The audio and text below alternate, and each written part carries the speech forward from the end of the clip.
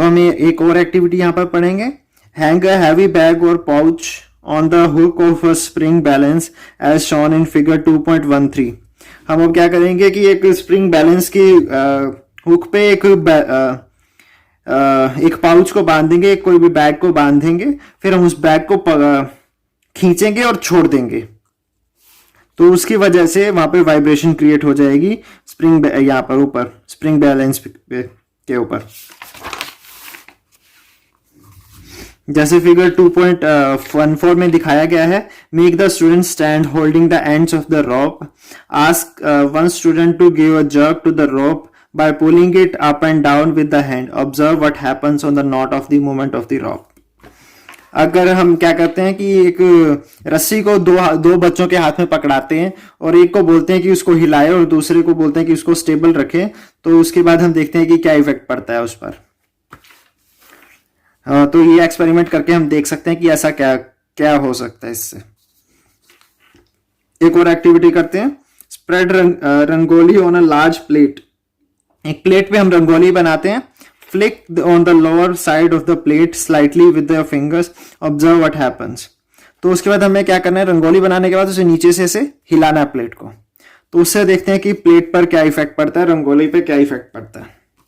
ये एक और एक्टिविटी हम ट्राई कर सकते हैं। इफेक्ट्स ऑफ अर्थक्वेक, भूकंप के क्या क्या प्रभाव पड़ते हैं। Cracks fractures develop on the earth, अक्सर इसकी वजह से तरेड़ आ जाती है सरफेस पर धरती के। Causes landslides which lead to sliding of the rocks, इसकी वजह से अक्सर लैंडस्लाइड्स होते हैं। Sometimes the ground water changes its course, for example wells में गेट वाटर और मे ड्राई अप। अक्सर भूकंप के बाद क्या होता है कि कुओं में पानी ज्यादा भर जाता है या फिर उनका पानी खत्म हो जाता है। Some areas get uplifted while some may subside, जैसे हमने देखा था अभी पहले कि ऐसे ऊपर भी उठ सकते हैं कुछ एरियाज, इस तरह से भी या इस तरह से, या कुछ एरिया से नीचे भी धंस सकते हैं भूकंप की वजह से। Tsunamis are generated in the oceans, जो समुद्र में सुनामी है उनका कारण अक्सर ऐसे भूकंप ही होते हैं। These waves can cause great loss of life and property in the coastal areas. तटीय क्षेत्रों में ऐसी सुनामीज अक्सर बड़े नुकसान का कारण बनती हैं। In snow covered areas, avalanche may occur. जहां पर बर्फबारी वाले क्षेत्रों में अक्सर अवलांच बन जाते हैं भूकंप की वजह से। Buildings collapse and loss of life and property occurs. अक्सर बहुत सारी बिल्डिंग्स बर्बाद हो जाती हैं और कई लोगों को अपनी जान भी गंवानी पड़ती है भूकंप की वजह से। ट्रांसपोर्टेशन रूट्स गेट डिसरप्टेड, अक्सर जो सड़कें हैं वो खराब हो जाती हैं। कम्युनिकेशन सिस्टम कोलैप्सेस, जो टावर्स हैं या कम्युनिकेशन वायर्स हैं वो अक्सर इसकी वजह से बर्बाद हो जाते हैं। वोल्केनोज, अब ज्वालामुखी क्या होते हैं। Hot, solid, liquid and gaseous materials are thrown out from the mantle of the earth into the surface of the earth. अक्सर जो है सॉलिड, लिक्विड और गैसियस फॉर्म्स में जो बहुत ज्यादा लावा जो स्टोर्ड है धरती के सेंटर में, वो अक्सर ऊपर की तरफ उछाल दिया जाता है, धरती के सरफेस की तरफ उछाल दिया जाता है मेंटल के थ्रू, मेंटल से। This process is called volcanic eruption, जिसकी जब वो धरती के सरफेस पे पहुंचता है तो उसे वोल्केनिक इरप्शन या फिर इसका ज्वालामुखी का फटना कहते हैं। During this process ash vapour, water vapour, various types of poisonous and inflammable gases, hot molten magma etcetera are thrown out. इसके साथ ही बहुत सारी राख, पानी के भाप या कई तरह के जहरीले गैसें जो है वो धरती के अंदर से बाहर की तरफ आती हैं, या फिर पिघला हुआ लावा जो है वो धरती से बाहर फेंक दिया जाता है। When the molten magma comes out of the surface, it is called lava. जब ये पिघला हुआ जो लावा बाहर आता है तो इसे हम पिघला हुई आग जो बाहर आती है तो उसे हम लावा कहते हैं। On the basis of types of eruptions, volcanoes can be divided into following types. इन जो volcanoes को हम कई टाइप्स में डिवाइड कर सकते हैं कि जिस जिस तरह से ये इरप्शंस होती हैं उसके बेसिस पर। सेंट्रल टाइप और conical volcanoes. During eruption, the molten magma comes out through a pipe-like vent inside the earth surface. जब वो पाइप लाइक स्ट्रक्चर में एक पहाड़ के ऊपर से, एक चोटी के ऊपर से ही छोटे से एरिया में से बाहर आता है, तो उसे हम सेंट्रल टाइप या कॉनिकल वोल्केनो कहते हैं। The lava spreads around the mouth of this vent when it comes out. जो लावा है ये इसके यहाँ से इसके आसपास फैल जाता है। As a result, cone-shaped mountain starts forming and conical volcanoes mountains are formed.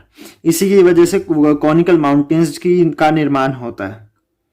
Mount Fujiyama in Japan and Mount Kilimanjaro in Tanzania are examples of central type volcanoes and conical mountains. ये जो है Fujiyama और Kilimanjaro, ये इसी तरह की volcanic eruption का ही एक एग्जाम्पल है। Fissure type volcanoes. During eruption, when the magma comes out of not from the single vent but from multiple cracks, जब जो ये लावा है ये एक पॉइंट से ना होकर के बल्कि क्रैक्स में से ऐसी पूरी पूरी लाइन में से बाहर आने लगता है, तो उसे हम फिशर टाइप वोल्केनोस कहते हैं। The molten material coming out with the eruption spread on both the sides of the fissure. इससे दोनों तरफ इससे फैल जाता है लावा जहाँ इस लाइन से। As a result, the volcanic plateaus are formed. इसकी वजह से अक्सर वोल्केनिक पठार बन जाते हैं। The Deccan Plateau of India has also been formed due to such type of the volcanic eruptions. जो भारत के दक्षिण पठार हैं वो इसी तरह से बने हैं।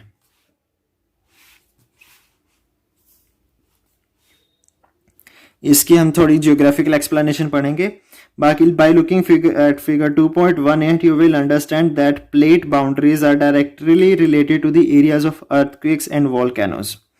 ये 2.18 जो फिगर है इसमें हम देख सकते हैं कि जो ये लाइनें हैं ये मेन कारण इन्हीं एरियाज में अक्सर भूकंप और ऐसी गतिविधियां